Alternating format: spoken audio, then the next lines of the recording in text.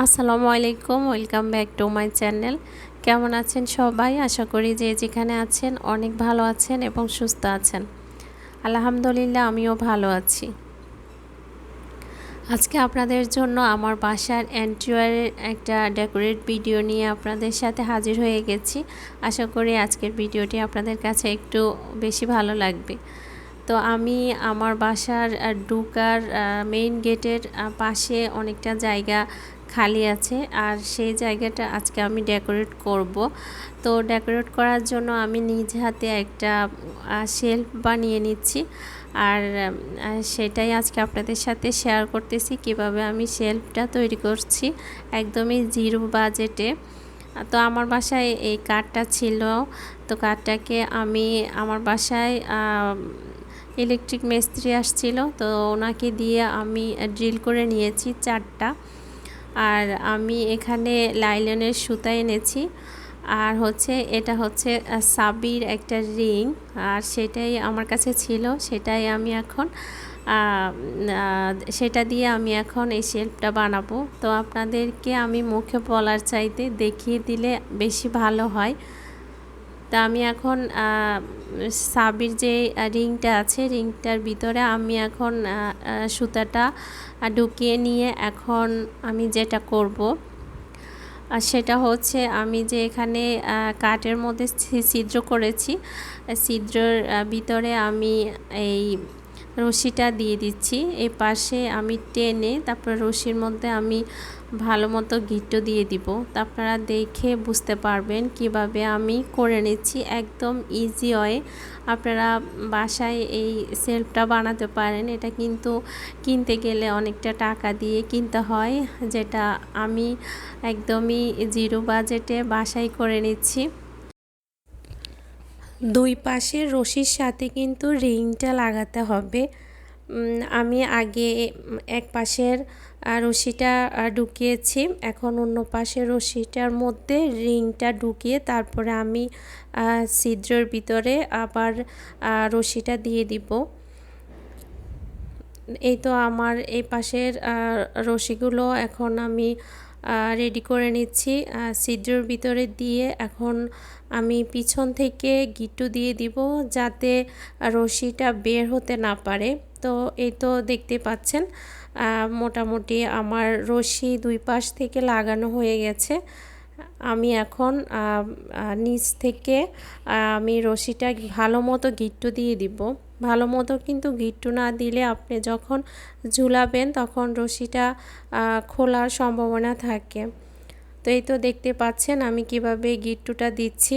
আপনারা ঠিক সেম প্রসেসে কিন্তু গিট্টুটা দিয়ে দিবেন। আপনারা আমার ভিডিওটা দেখলে বুঝতে পারবেন আমি কিভাবে করেছি।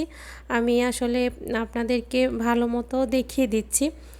আমরা অনেকে এই ধরনের শেলফ বাসায় ঝুলিয়ে বিভিন্ন জিনিসপত্র রাখতে অনেক বেশি পছন্দ করি।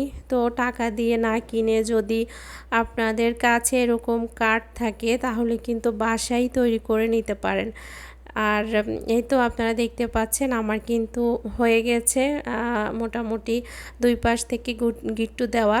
তো একটা জিনিস অবশ্যই খেয়াল রাখবেন, দুই পাশের রশি যাতে সমান হয়, না হলে কিন্তু ঝুলালে বাঁকা তেড়া থাকবে, আপনার এক পাশে বাঁকা হয়ে যাওয়ার সম্ভাবনা থাকে। তো দুই পাশে আপনারা রশিটা সমানভাবে তারপরে দিয়ে গিট্টুটা দিবেন। তো এই তো দেখতে পাচ্ছেন আমার এটা কিন্তু একদম সমানভাবে আমি রশিটা এখন আমি গিট্টু দিয়ে রেডি করে নিয়েছি। আমার শেলফটা অলরেডি রেডি হয়ে গেছে, এখন আমি ঝুলাবো।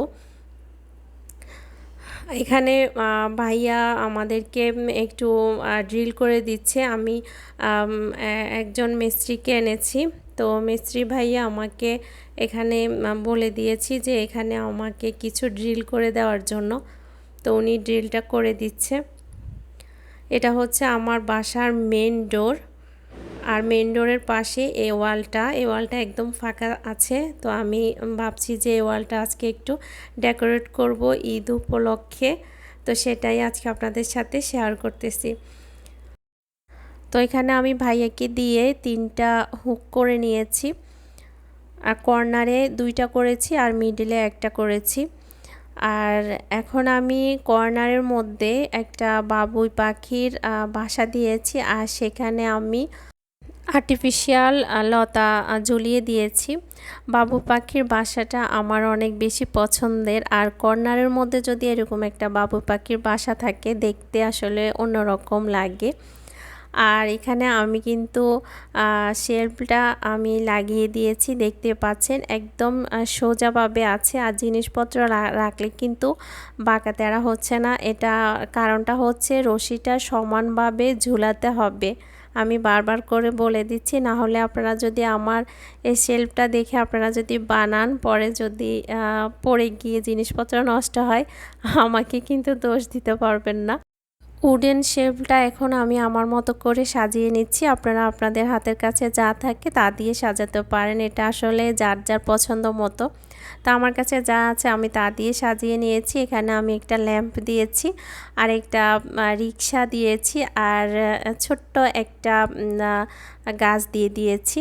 আর এই পাশে আমি একটা আমার পছন্দের একটা ওয়ালমেট দিয়ে দিয়েছি। আমার অনেক বেশি পছন্দের ছিল এই ওয়ালমেটটা, তো আমি এটা এখানে ঝুলিয়ে দিয়েছি। আর মেন ডোরে এখানে একটা আর্টিফিশিয়াল ফ্লাওয়ার হ্যাং করেছি, আর সাথে আমি হোম সুইট হোমটাও দিয়ে দিয়েছি। মেন ডোরটা আমার একটু গর্জিয়াস হওয়ার জন্য।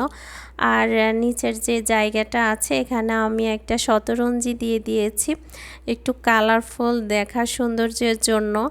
আর পাশে আমি আর্টিফিশিয়াল একটা গাছ দিয়ে দিয়েছি। আমার এই গাছটা আমার কাছে অনেক বেশি ভালো লেগেছে। এখন এই কর্নারটার মধ্যে আমি বেতের একটা কলসি দিয়েছি। কলসিটা দেখতে এতটা কিউট, তো ভাবলাম এখানে দিয়ে দিই। আর সাথে সেখানেও আমি আর্টিফিশিয়াল কিছু ফুল দিয়ে দিয়েছি। এখন ভাবলাম যে মাঝখানটা তো খালি লাগছে, এখানে কিছু একটা অ্যাড করলে ভালো হয়। পরে চিন্তা করে দেখলাম এখানে একটা ফিলও দিয়ে দিই। তো দেওয়ার পরে দেখলাম জায়গাটা খুবই অন্যরকম লুক চলে এসেছে, দেখতে গর্জিয়াস লাগছে। যদিও এই ফিলটা এখানে আমি আর রাখবো না, এখান থেকে এটা চেঞ্জ করে পরে অন্য কিছু আমি অ্যাড করব। আমার বাসার মেন ডোরের পাশে এই জায়গাটা আমি চেষ্টা করেছি একটু সবুজের সমারোহ রাখার জন্য, বাসায় ঢোকার সাথে সাথে যাতে চোখটার একটু শান্তি মিলে, এই জন্য আমি চিন্তা করে এই থিমটা দিয়েছি বাসার মেন ডোরের পাশে। তো দেখতে পাচ্ছেন আমার এই ওয়ালমেটটা কতটা সুন্দর, আমার অনেক পছন্দের ছিল। তা আমার আজকের ভিডিওটি আপনাদের কাছে কেমন লেগেছে? যদি ভালো লেগে থাকে তাহলে একটা লাইক দিবেন, আর যদি বেশি ভালো লেগে যায় তাহলে প্লিজ আমার চ্যানেলটি সাবস্ক্রাইব করে আমার পাশে থাকতে পারেন। আর অবশ্যই বেল বাটনটি অন করে দিবেন, এতে করে আমি যখন নিত্য নতুন কোনো ভিডিও দিব আপনারা সেটা সময় সুযোগ করে দেখে নিতে পারেন।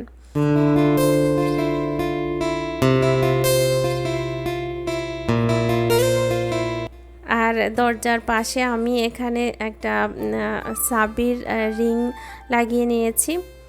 এই তো আমার এটা হচ্ছে মেইন ডোর।